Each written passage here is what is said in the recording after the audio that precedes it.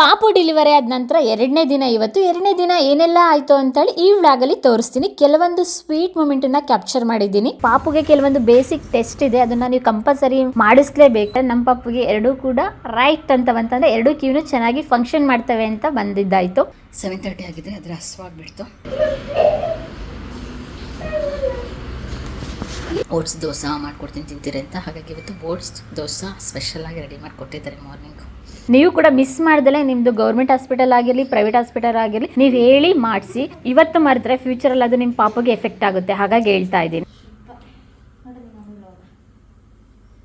ಪ್ರತಿ 2 ಗಂಟೆಗೊಮ್ಮೆ ನರ್ಸ್ ಬರ್ತಾ ಇದ್ರು, ಅವರೇ ಫೀಡ್ ಮಾಡಿಸ್ತೀನಿ ಅಂತ ಹೇಳಿ ಫೀಡ್ ಮಾಡಿಸ್ತಾ ಇದ್ರು. ನನಗಂತೂ ನಿದ್ದೆ ಬರ್ತಾ ಇತ್ತು. ಪಾಪುನು ಅಷ್ಟೇ ನಿದ್ದೆ ಮಾಡ್ತಾ ಇದ್ದ. ಅವನನ್ನು ಎದ್ದೇಳಿಸಿ ಫೀಡ್ ಮಾಡಿಸ್ಬೇಕಿತ್ತು. ಪೈನ್ ಅಂತೂ ಸಿಕ್ಕಾಬಟ್ಟೆ ಹಾಗೆ ಇತ್ತು. ಆಪ್ರೇಷನ್ ಮಾಡಿದ್ದೆ, ಯಾಕೆಂದರೆ 2ನೇ ದಿನ ಅಲ್ವಾ, ಹಾಗಾಗಿ.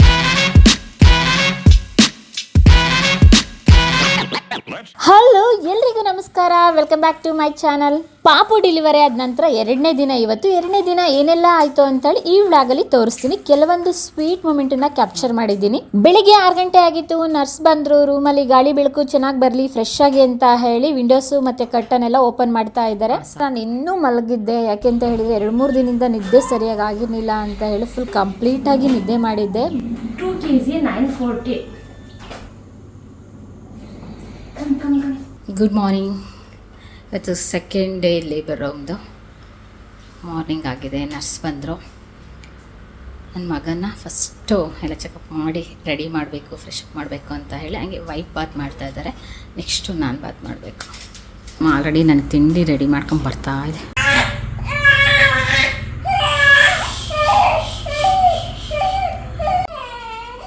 ಬೇಬಿ ಬಾತ್ ಮಾಡಿಸ್ತಾ ಇದ್ದಾರೆ.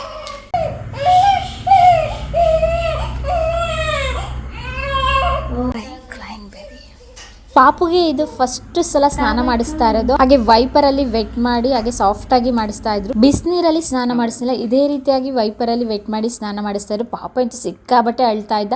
ನಮ್ಮಮ್ಮ ಅಂತೂ ಬಿಸಿನೀರಲ್ಲಿ ಸ್ನಾನ ಮಾಡ್ಸೋಣ ಅಂತ ಹೇಳ್ತಾ ಇದ್ರು. ಅದ್ರ ನರ್ಸ್ ಬೇಡ, ಇನ್ನೊಂದು ವಾರ ಕಳೀಲಿ, ಮನೆಗೆ ಹೋದ್ಮೇಲೆ ಆರಾಮಾಗಿ ಮಾಡಿಸಿ ಅಂತ ಹೇಳ್ತಾ ಇದ್ರು. ಹಾಗಾಗಿ ಪಾಪು ನೋಡಿ ಹೆಂಗೆ ಅಳ್ತಾ ಇದ್ದಾನೆ ಅಂತ ಹೇಳಿ ಅಷ್ಟು ಅಳ್ತಾ ಇದ್ದಾನೆ. ವೆಯ್ಟ್ ಚೆಕ್ ಮಾಡಿ ಮತ್ತೆ ಬಾಯ ಅಂತ ಇದ್ದಾನೆ. ಶುಭ ಸ್ವಲ್ಪ ಬಾತ್ ಕೊಟ್ಟಿದ್ದೀನಿ, ಮತ್ತೆ ಹಂಗೆ ಬರಿ ಮಾಡಿ ನಡುತ್ತಾ ಇದ್ದೀನಿ. ಶುಭ ನೋಡಿರಿ ನಮಗೆ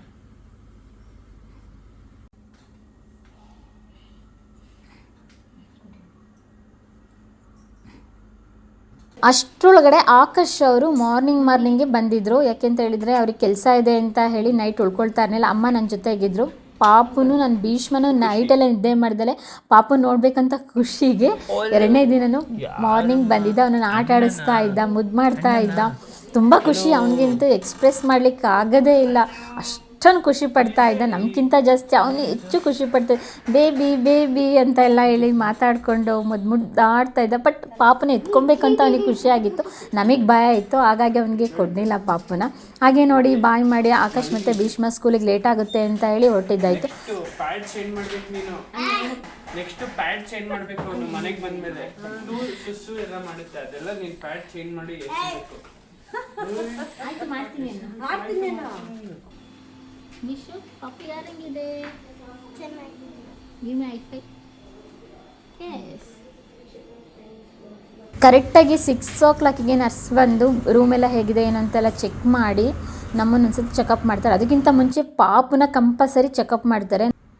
ಪಾಪುಗೆ ಕಂಪಲ್ಸರಿ ಚೆಕಪ್ ಮಾಡ್ತಾರೆ. ಪ್ರತಿಯೊಂದು ಟೆಸ್ಟಸ್ ಎಲ್ಲ ಇರುತ್ತೆ. ಬೆಳಗ್ಗೆ ಅವ್ರು ಕರ್ಕೊಂಡೋಗಿದ್ದೆ ವೆಯ್ಟ್ ಚೆಕ್ ಮಾಡೋಣ ಅಂತ ಹೇಳಿ, ಪಾಪು ಎಷ್ಟು ವೆಯ್ಟ್ ಇದೆ ಅಂತ ಹೇಳಿ. ಅದ್ರ ಜೊತೆಗೆ ಬ್ಲಡ್ ಟೆಸ್ಟ್ ಮಾಡ್ತಾರೆ, ಕಿಡ್ನಿ ಫಂಕ್ಷನ್ ಚೆನ್ನಾಗಿದೆಯಾ ಅಂತ ಹೇಳಿ.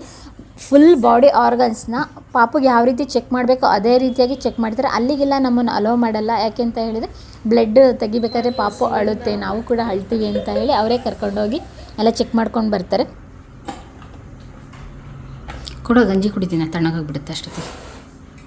ಅದಾದ ನಂತರ ಇವತ್ತಿನ ತಿಂಡಿಗೆ ಸ್ಪೆಷಲಾಗಿ ಓಟ್ ದೋಸೆ ಮತ್ತು ತೆಂಗಿನಕಾಯಿ ಚಟ್ನಿ ಕೊಟ್ಟಿದ್ರು. ನನಗೆ ಎಷ್ಟು ಬೇಕು ಅಷ್ಟು ತಿಂದೆ. ತುಂಬ ಬಿಸಿಯಾಗಿ ಸಾಫ್ಟಾಗಿ ಮಾಡ್ಕೊಂಡಿದ್ರು. ಫುಡ್ ಕ್ವಾಲಿಟೀಸಲ್ಲಂತೂ ಕಾಂಪ್ರಮೈಸ್ ಆಗೋದೇ ಇಲ್ಲ. ಬಾಣಂತಿಯವರಿಗೆ ಯಾವ ರೀತಿ ಬೇಕೋ ಅದೇ ರೀತಿಯಾಗಿ ಸಾಫ್ಟ್ ಫುಡ್ಡನ್ನು ಕೊಡ್ತಾ ಬರ್ತಾರೆ. 7:30 ಆಗಿದೆ, ಅದರ ಹಸುವಾಗ್ಬಿಡ್ತು. ಅದಕ್ಕೆ ರವಾ ಗಂಜಿ ಮತ್ತು ಏನು ಕೊಟ್ಟಿದ್ದಾರೆ, ಏನು ಕೊಟ್ಟಿದ್ದಾರಮ್ಮ ಇವತ್ತು? ದೋಸೆ ಚಟ್ನಿ ಏನು ದೋಸೆ ಚಟ್ನಿ ಎಲ್ಲನೂ ಒಟ್ಟಿಗೆ ಹಾಕ್ಬೇಡ, ಒಂದು ದೋಸೆ ಹಾಕಿ ಮುಚ್ಚಿಡು, ಹಂಗೆ ಒಟ್ಟಿಗೆ ತಿನ್ನೋಕ್ಕಾಗ ತಣ್ಣಗಾಗಲ್ವ. ದೋಸೆ ಇದು ಓಟ್ಸ್ ದೋಸೆ ಕೊಟ್ಟಿದ್ದಾರೆ, ಚಟ್ನಿ ಕೊಟ್ಟಿದ್ದಾರೆ ಮತ್ತು ಸಾಂಬಾರು ಕೊಟ್ಟಿದ್ದಾರೆ. ಓಟ್ಸ್ ದೋಸೆ ಮಾಡ್ಕೊಡ್ತೀನಿ ತಿಂತೀರಿ ಅಂತ, ಹಾಗಾಗಿ ಇವತ್ತು ಓಟ್ಸ್ ದೋಸೆ ಸ್ಪೆಷಲಾಗಿ ರೆಡಿ ಮಾಡಿಕೊಟ್ಟಿದ್ದಾರೆ ಮಾರ್ನಿಂಗ್. ರವಾ ಗಂಜಿ ಅದ್ರ ಜೊತೆಗೆ ಮಾರ್ನಿಂಗ್ 5:30 ಒಂದು ಕೊಕೊನಟ್ ವಾಟರ್ ಕೊಟ್ಟಿದ್ರು.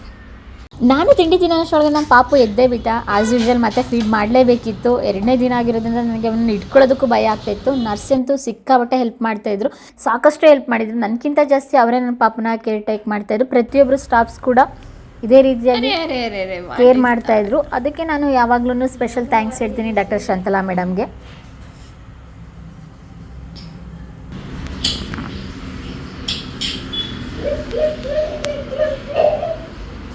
ಇವಾಗಷ್ಟೇ ಓಕೆ ಮೂಡಲ್ಲಿ ನಾನಿದ್ದೀನಿ. ಪಾಪುನ ಇಟ್ಕೊಂಡು ಮುದ್ದಾಡಿದೆ, ಸ್ವಲ್ಪ ಹೊತ್ತು ಮಾತಾಡಿದೆ ಪಾಪು ಜೊತೆ. ಪಾಪು ಅಂತೂ ನನ್ನನ್ನೇ ನೋಡ್ತಾ ಇತ್ತು. ಈ ಕ್ಷಣ ಯಾವತ್ತೂ ಮರೆಯೋದಕ್ಕಾಗಲ್ಲ.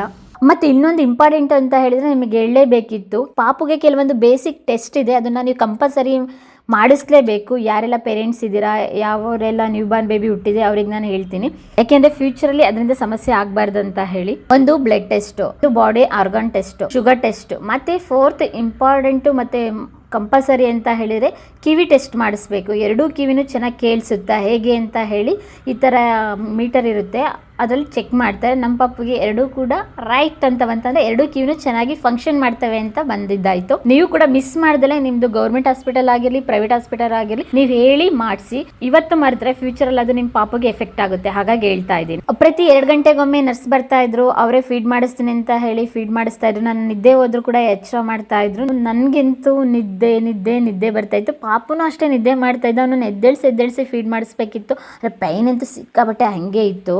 ಆಪರೇಷನ್ ಮಾಡಿದ್ದೆ, ಯಾಕೆಂದರೆ 2ನೇ ದಿನ ಅಲ್ವಾ, ಹಾಗಾಗಿ ಒಂದು 8 ಗಂಟೆ ಆಯಿತು ಬಂದೇ ಬಿಟ್ಟರು. ಮತ್ತು ಭೀಷ್ಮ ಆಕಾಶು, ಯಾಕೆಂದರೆ ನಾಡಿಗೆ ಡಿಸ್ಚಾರ್ಜ್ ಆಗಿರೋದ್ರಿಂದ ಸ್ವಲ್ಪ ಪಾಪುಗೆ ಮನೆಗೆ ಕರ್ಕೊಂಡು ಹೋಗೋದಕ್ಕೆ ಬಟ್ಟೆಗಳು ಬೇಕಿತ್ತು. ನಾವು ಡೈರೆಕ್ಟಾಗಿ ಹಾಗೇನೆ ಏನು ತೊಗೊಳ್ದಲೇ ಹಾಸ್ಪಿಟ್ಲಿಗೆ ಬಂದಿರೋದ್ರಿಂದ ಆಕಾಶ್ ಅವರು ಕೆಲವೊಂದು ಬಟ್ಟೆನ ಪರ್ಚೇಸ್ ಮಾಡಿಕೊಂಡು ಭೀಷ್ಮನ್ ಕರ್ಕೊಂಡು ಬಂದಿದ್ದಾಯಿತು.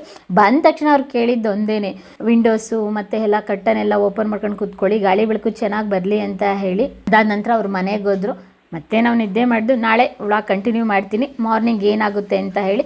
ಸಾಧ್ಯ ಆದರೆ ವೀಡಿಯೋಸ್ನ ಕೆಲವೊಂದು ಮೂಮೆಂಟ್ಸ್ನ ವೀಡಿಯೋಸಲ್ಲಿ ಕ್ಯಾಪ್ಚರ್ ಮಾಡ್ತೀನಿ. ತುಂಬ ಜನ ಕಮೆಂಟ್ಸ್ ಮಾಡ್ತಾ ಇದ್ದೀರಾ, ಆಕಾಶ್ ಅವ್ರು ಯಾಕೆ ನಿಮ್ಮ ಜೊತೆ ಇಲ್ಲ ಅಂತೇಳಿ. ಅದನ್ನು ನೆಕ್ಸ್ಟ್ ವೀಡಿಯೋದಲ್ಲಿ ಹೇಳ್ತೀನಿ. ಮತ್ತೆ ಸಿಗ್ತೀನಿ ಮತ್ತೊಂದು ಹೊಸ ವಿಡಿಯೋದಲ್ಲಿ. ನಿಮ್ಮ ಪ್ರೀತಿ ಮತ್ತು ಪ್ರೋತ್ಸಾಹ ನನ್ನ ಜೊತೆಗೆ ನಮ್ಮ ಕುಟುಂಬದ ಮೇಲೂ ಇರಲಿ ಅಂತ ಕೇಳ್ಕೊಳ್ತೀನಿ. Thank you so much.